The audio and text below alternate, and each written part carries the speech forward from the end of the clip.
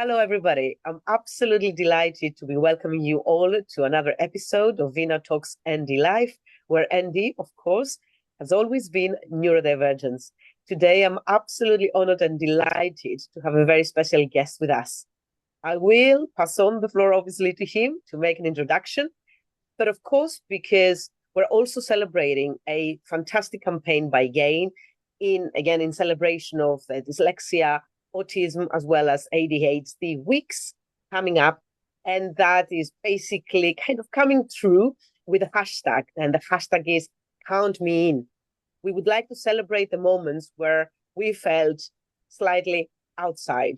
And we were hoping that the workplace, the colleagues, the environment in general at work would actually make us more visible, will engage with us, and would really want to count us in. As neurodivergent individuals, advocates of neurodivergent individuals, parents and carers to neurodivergent individuals, as well as leaders in the sector who want to celebrate human potential, we feel unanimously that that is a very important element of humanistic sort of a drive of leadership articulations. So without further ado, Mr. Laurie Edmans CBE, can we please have an introduction of your own journey and the moments where you felt, please count me in your industry experience?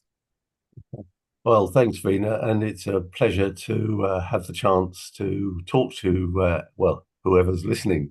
And the only difficulty I have answering that is that having been in the business nearly 60 years now, I've got so many moments. Picking one is a bit of a problem. But the one which comes to mind is when the business I had worked for when I started work. I'd worked for 24 years for the same place, and I'd done well. I'd started doing the filing, and I was ending a business unit, which was beyond my expectation. But we got taken over by an American company, and I was lost. I'd been used to progressing and doing the right things for the company I was working for and making progress, and felt like I was communicating. And all of a sudden, after about 5 or 6 months of under the new ownership, I just knew that I wasn't getting through, and that was a very awkward situation for me. So fortunately, I found that from listening to a radio program, a business that had been struggling to do work in America, and they suddenly realized that the Americans are foreign. And they said, if we've been doing business in France or Italy or indeed Greece, Vina, we would have adjusted for the language and automatically adjusted for the culture as we were doing it. But because in America they speak the same language, well, more or less, there was no adjustment being made for the culture, whereas in fact they are very different people. So what I did was I tried to make my own adjustment to realize that the people that I was dealing with weren't like those I'd worked with for the last 24 years. And what I actually did was I went down to the Sports and Social Club after work and had a drink with them. And that helped. I got to know them. I love the place now. We go to America once or twice a year. And anyway, so that's my count me in experience. That 6 months when I didn't feel like I was getting anywhere was a very, very strange feeling. I'm not neurodivergent, but it's that feeling of loneliness that I suffered is one that I've heard so many times during my time with GAIN. And you're very correct. That's exactly the same feedback I'm receiving. And occasionally the feedback that I've been able to witness by working in that sector. And I think it's very important what you said right there. Sometimes we have to put ourselves out there. Sometimes we have to sort of also articulate some efforts in trying to bridge the gap. In what ways? I mean, you've been so essential in the makeup and of course the continuation, and indeed what we're now witnessing being the progress, what I often sort of refer to as the mindful evolution of GAIN. What do you think have been are the key lessons learned out of this experience? Goodness me. The first thing that comes to mind is the way in which the insurance industry, which, when you read about it in the newspapers, is almost always disparaged, has really, really taken this to its heart. Um, uh, we now have in Gain, as you know, uh, 44, 45 corporate members who between them employ over 120,000 people of the 400,000 or thereabouts that are in the insurance and investment industries. I mean, that's amazing when you think the organization only started formally 3 years ago. And when I say they're supporting us, as again, you know, we're not just talking about signing a piece of paper to look good in the CSR report. They're backing us with money. And as an old salesman, I know that the real sign of commitment is when the check clears. So I'm very proud of the industry that I've worked in all this time, and the way in which Gain has gone to the heart of it is really my key thing that I'm proud of. You're so very right. As a matter of fact, obviously, we're only still, most of us feel we're in the beginning of our journey, Oh and we yes. won't stop until the full 400,000 or thereabouts people are being represented. Well, absolutely, Vina. We wanted going right back to when Barbara and I first talked about the idea of having industry effort.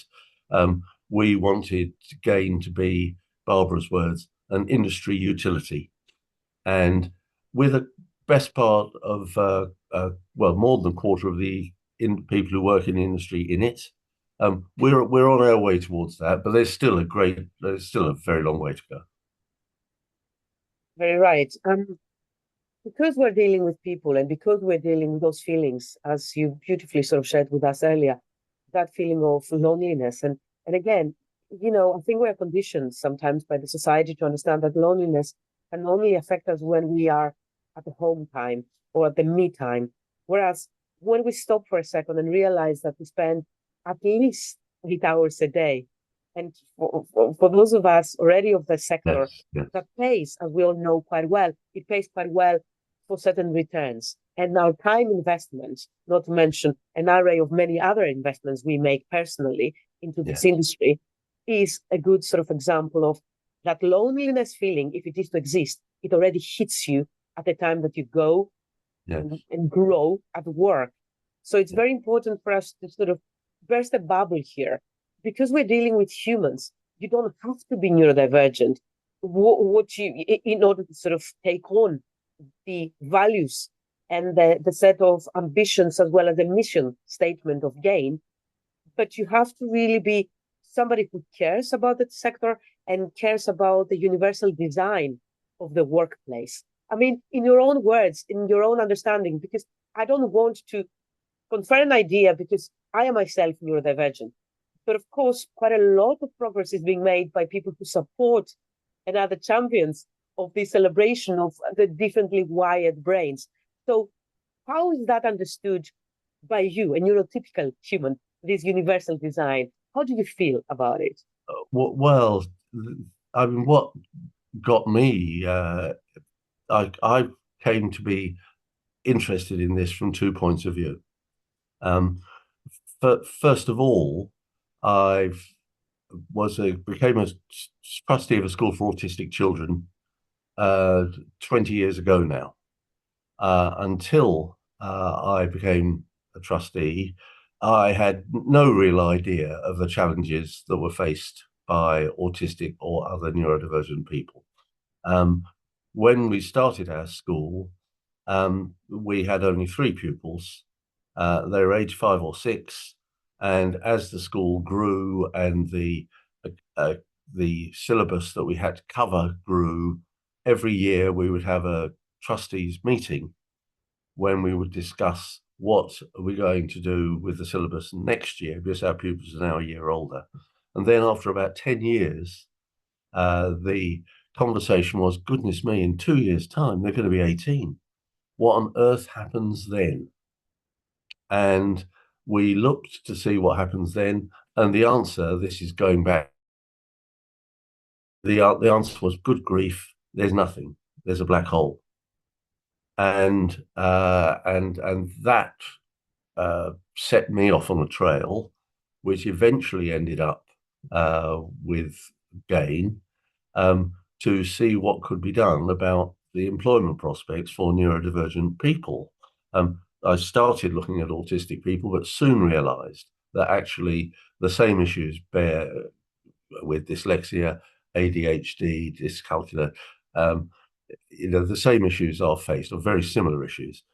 So that was one side from which I came at it, realizing that there were unused, unrealized, unrecognized talents in neurodivergent people, that was a real problem for them. At the same time as this, I was still very much involved from a business point of view. By the time this had arisen, I started to become a non-executive director of various businesses. And one of the things that I could see from that point of view was that there was a talent gap, which it was proving very difficult to fill. I was working with businesses which, for example, had a big systems transition going on, which requires, of course, a hell of a lot of cleansing of data. It was very difficult indeed to find the people that would be available to cleanse that data. Now, one thing I've learned is that it's wrong to stereotype. But the fact that it's wrong to stereotype doesn't mean that there aren't a lot of neurodivergent people who are very good with data, because there are. And I was looking, therefore, at two sides of the problem. One is I was very aware that there were neurodivergent talents and attributes which were going unrecognized. And on the other hand, I knew that there was a gap in the industry where those talents could be used. So what's really motivated me, Vina, over the time, is the attempt to make the match. And that's really what GAIN is trying to do and is actually beginning to do. So true. It's the matching game. What I find intriguing, because for many, many years now, we've been speaking about the talent gap, and we hear that in creative sectors as well as, of course, the financial and professional sort of services industry. And often enough, I get to identify little pockets of attributed responsibility as to who's responsible for this identification of the talent gap. Where do you think the responsibility to identify the talent gap resides? Oh, well, I'm very much a buck stops here person. I've been lucky enough to have pretty senior roles. I've chaired businesses and so on, and the responsibility starts at the top. There isn't you can delegate authority, but not responsibility, and so it starts at the top. And I think one of the reasons why the industry has taken so well to what we're trying to do is because in all the conversations with the people that we've all had, um, it's very typical if you talk to somebody senior, to have a conversation that goes along the line of, well, it's funny you should say that, but daughter, my best friend's nephew, who is in the situation that we describe. So the place to start is at the top, if you can. Otherwise, the thing to do, and I'm not fussy, I'm an old salesman, I will go in through any door that happens to be open to me.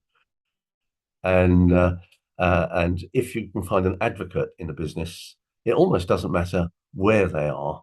If they are a real advocate, then they are vital. Clearly, HR professionals, DEI people are key, but ultimately the finance director has to sign stuff off. and the finance director will basically do what the CEO wants. So true. I mean, from the series of discussions I've been very fortunate to hold part of the podcast series, Vina Talks ND Life, I've come to appreciate even more than I ever before the power of the line manager. Oh, Because, absolutely. at the line manager sort of level, you Yeah, get to see it's almost like a football team, and you and I have long engaged speaking football, right? yes, It's really identifying which positions you need to strengthen and yeah, where you're fully covered. And it goes back, it's almost sort of returning us back into the universal design debate. Have we given ownership and accountability to our people in such an extent that they are able then to go and knock on the door of the aforementioned finance director or the CEO even, in order to say, hey, for my team, I need these skill sets. And these skill sets currently I do not have. yeah. I mean, again, from your experience, in what ways can you enlighten us? Can you give us a little bit of some tips to how we can overcome this problem or a challenge, really? Well, to respond to your point about line managers in particular, uh, what I've learned, particularly over the last few years, but I was lucky enough in the early part of my career to spend 2 or 3 years as a work analyst. So that gave me an insight into how things work. And what I learned then, and it's absolutely true with what we're trying to do with neurodiversity, uh, is that the first line manager is actually just about the most important person in the piece. And one of the things that I've learned is that um, it's all very well for the people at the top to say we want to be inclusive, we want to encourage diversity, we want to make the adjustments necessary to enable everybody to bring their whole self to work and those other rather trite sayings. But if what they actually do is judge their first line managers on whether or not they process 100 units of work per day or not, and they base their performance assessments not on the extent to which their teams are working well and the kind of grand corporate objectives, but on just the hard numbers, then then unfortunately it won't go through. So I think the most important thing in many ways is to make sure that the message gets right through to the people at the front, because what those people ought to be able to do is to say um, to the people that work for them, what is it you need in order to do the best possible job for me? And if that person says, I really need to, in a hot desking environment, I really need a desk that is in a fixed location because that makes me more productive. I really could do with noise suppressing headphones. These aren't huge things, but the first line supervisor should be empowered to be able to make little adjustments like that, or to feel that it's perfectly okay to do them. And that way is, of course, the way in which they will hit those 100 units of work a day of objectives, because they've got everybody working at their full capacity rather than um, living through the strain and the stress of having to cope with an environment that's just antipathetic. And this is essentially how you count people in, don't you? To be seen, be engaged, and to be given the chance to articulate their needs.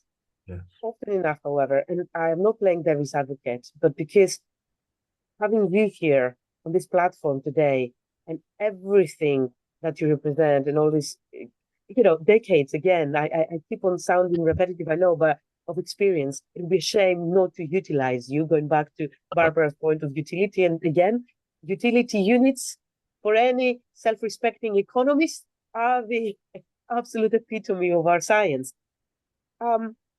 What if there are people who say, well, I simply don't know what I need? So that already hints an element of a need for education. Where do we, as a sector, as well as an organization, stand when it comes to the educational sort of part? Well, Gosh, that's a really good question, Vina. And I actually think you can probably answer that better than I can.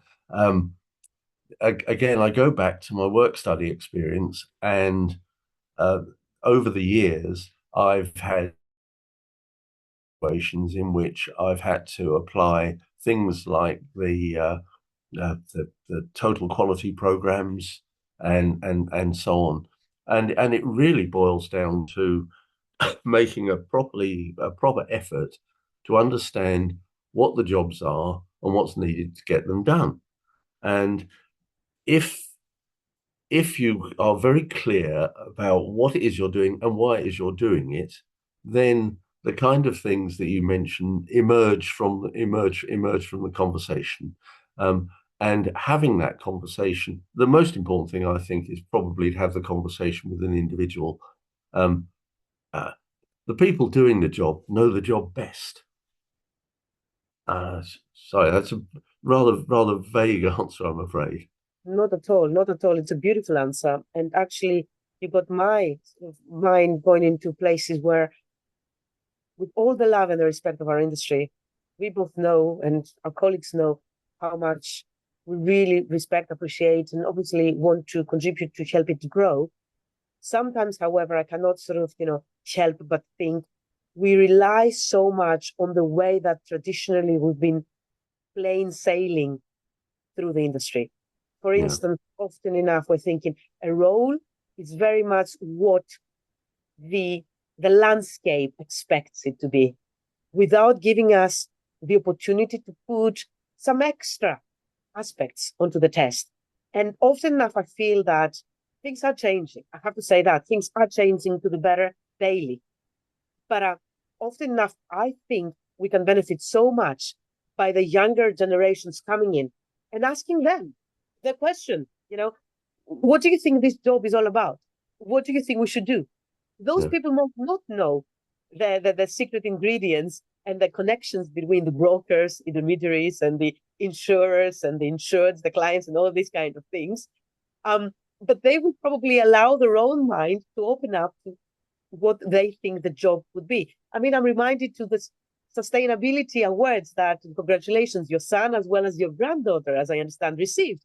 And to yeah. see a much younger, generation walking in, understanding and embracing the values of sustainability makes me have such a glorious, hope that we're doing something, better as we go along. So I'd like to Yeah. have your views there. How we can best engage with the younger generations coming in. Well, actually, Vida, as you were speaking and being up this end of the age scale, the first thought was in my mind is, well, there's the older generations too, you know. Fabulous.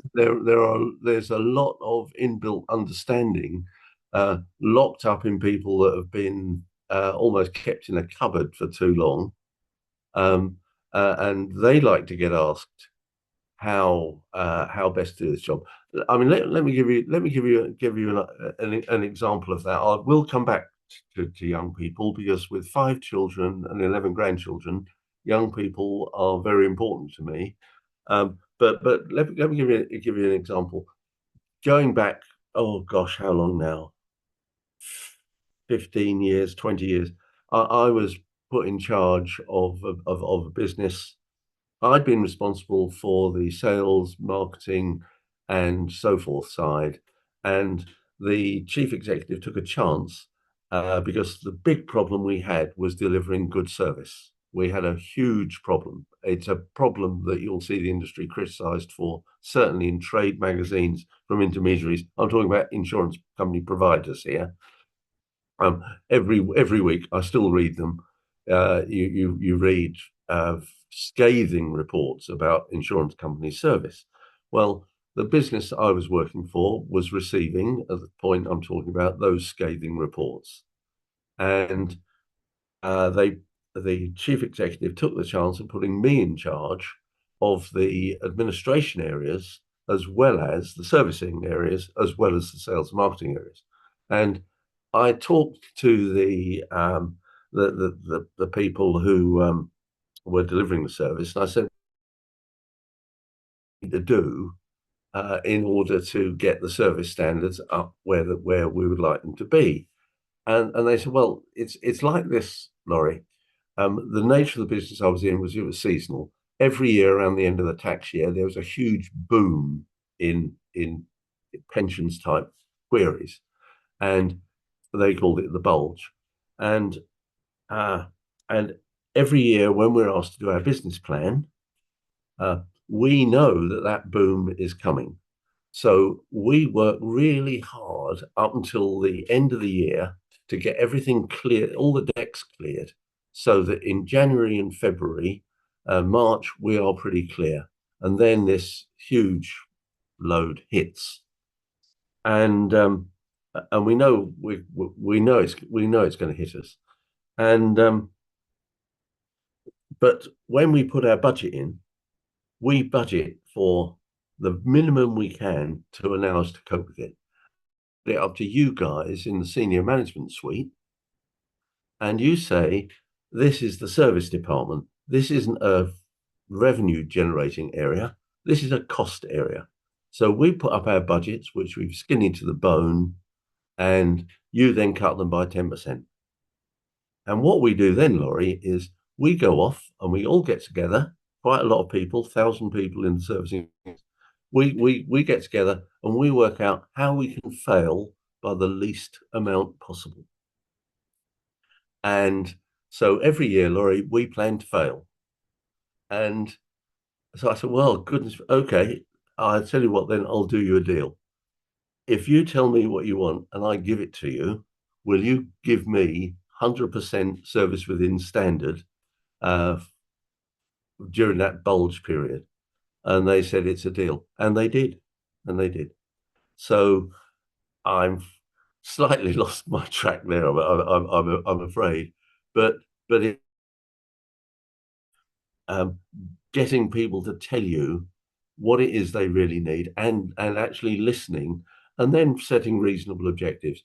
I ought to go back to how to involve young people, and I don't easily recognise that discrimination. For me, there's only people, and one of the things I've believed for years and years and years is if you're good enough, you're old enough. And I was given chances at a very young age, and I'd like to think I've done the same for other people at a young age. But you've got to have the listening processes, but I think they need to be throughout the organisation. But never be afraid to promote somebody young. And also beautiful beginning with your answer. The amazing sort of antithesis in the face of it, in nominal values, yet such an incredible sort of connectedness into the other side of the scale, which is, the people who are nearing the retirement age or perhaps past the retirement age, and they simply want to continue contributing. Yeah. But there will be things, and often enough we're speaking about the latest AI improvements, and obviously, I lecture in AI, and I was not doing that a few years ago. No. I had to learn. I had to make some sort of leapfrogging sort of steps and speak to different sort of types of sciences, specializations, so to speak, in order to get myself into a holistic understanding, because you cannot sort of take just technology for its own sort of aware. No. There will be, however, people out there who do sort of admit fear against technology, or the fear of not being counted in, of not being sort of, listened to, because they don't have the credentials, the stamp of approval, if you will, of this technology of, I don't use ChatGPT. Does that make me irrelevant? So no, you're not irrelevant. And we should, going back to what we were saying earlier about the cultural sort of idiosyncrasies, or indeed the language particularities, we should have language, and the same goes into this intersectionality. Intersectionality in terms of any demographic changes, or indeed any invisible changes. We should be able to be open-minded enough to engage with language in a way that includes everybody.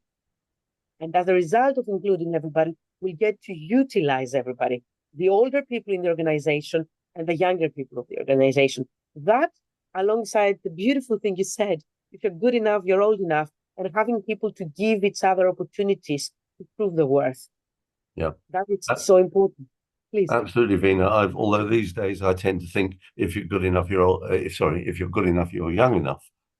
It's but Right. your point about keeping up with the technology is absolutely appropriate. I mean, we did spend 5 minutes before doing this podcast trying to get me to be able to put the gain backing behind me, and I'm very personally familiar with that fear that you mentioned.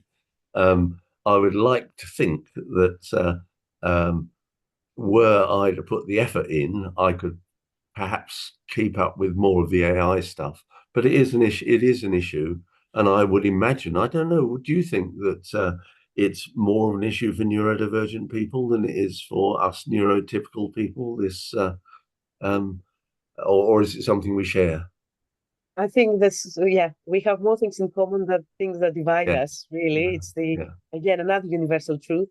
And I think it goes back to that sort of the fear component. The fear component for certain neurodivergent people might be surprise, sudden surprises. That's why we say, yes, yeah, try to be consistent in your messaging. For yes, some others would be introducing yet another underwriting tool when they've been underwriting the business using that sort of, pricing model as an example. So it is probably going back very beautifully and neatly as we're coming to the close of this episode to what you said earlier, which is this question: what is it you need to do the best possible job for you? Um, Having this degree of openness, having this degree of communication, given that we are a people's industry, yeah, we need to listen, be listened to, yeah, and somehow manage ways to know and identify the things that connect us, being plentiful compared to those that might get us to compare each other yeah, or to feel antagonism. So it's that trust building element. And I think the key takeaway from me as a representative of our listeners, of our audience, the kind of call to action would be let go of the hierarchy, credentials, and really just be curious, be respectfully curious, want to learn from each other, listen, and then, yeah, if we don't know something like AI and how, hallucinations sort of, get to occur, just ask.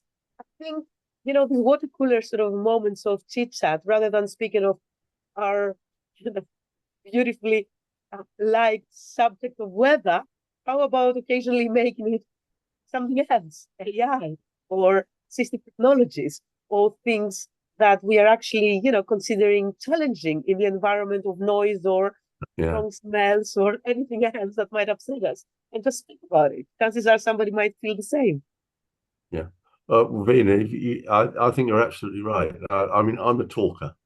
And one of the great things about a conversation is you never know where it's going to go. And it's like Bilbo Baggins said I think it was in The Hobbit.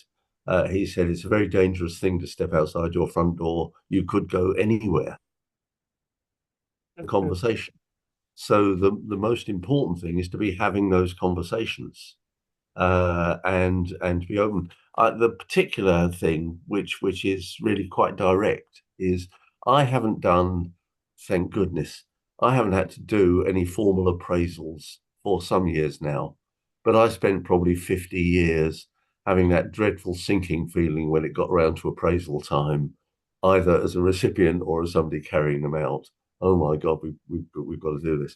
But I can't ever remember in the many attempts at getting a nice pro forma, neat approach for appraisals, which gives everybody a level platform on which to be assessed.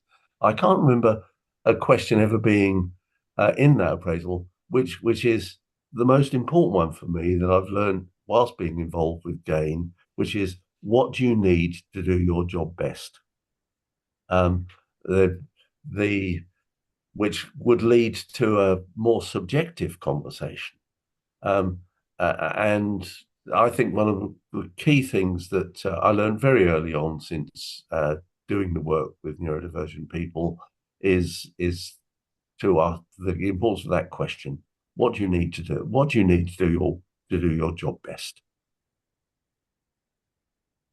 Um, you know, it's and if there's any one thing that I could do, it would be to insert that into every appraisal process that is ever used inside our industry.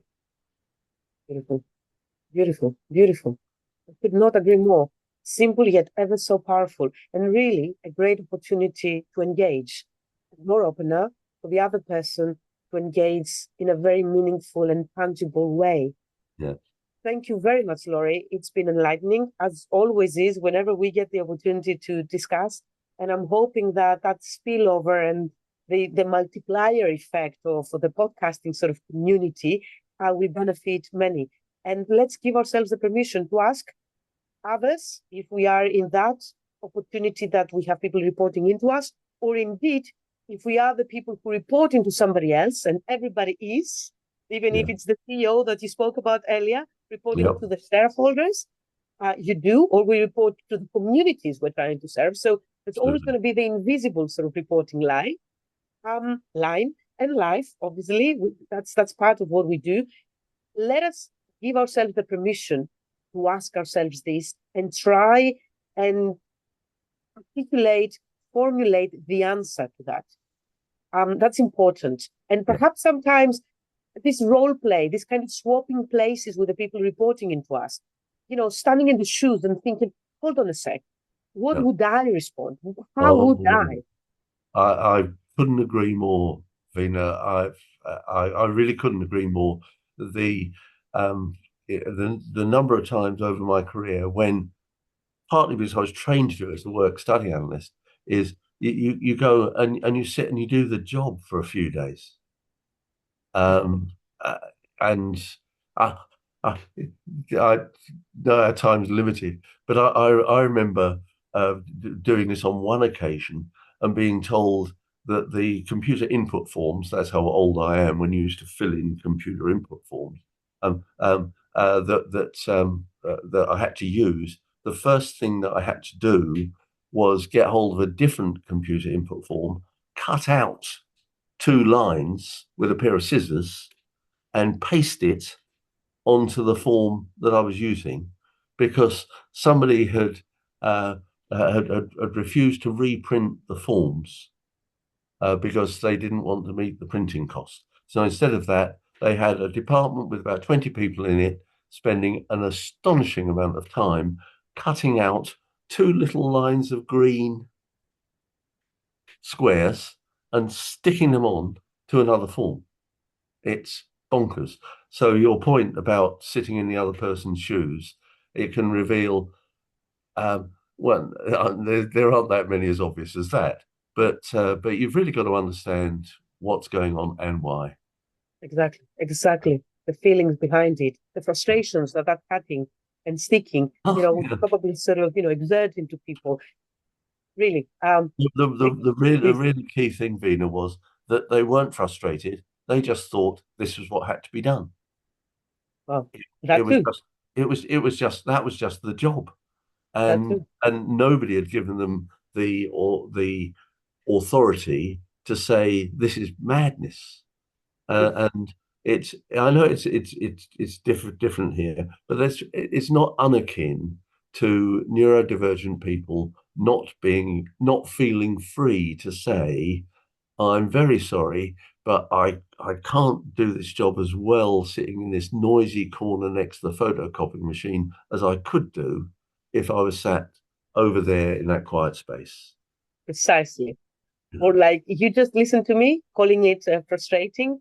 That's the very sort of raw, unfiltered, neurodivergent person sort of approach to such a task, with all full respect and, consideration towards different times and different technological sort of, capabilities. Still, is the triggering of certain emotions. And if you don't have that emotional balance, the equilibrium, again, that you're needing to have in order to perform best, you can, forget goodbye all the good things that we speak of, human potential and whatnot. Thank you so much for your time today and input. It's been absolutely wonderful to have you on Vina Talks ND Life, and indeed, sharing your tips on Count Me In. Thank you very much. Have a lovely day. Thank you, Vina. Thank you very much.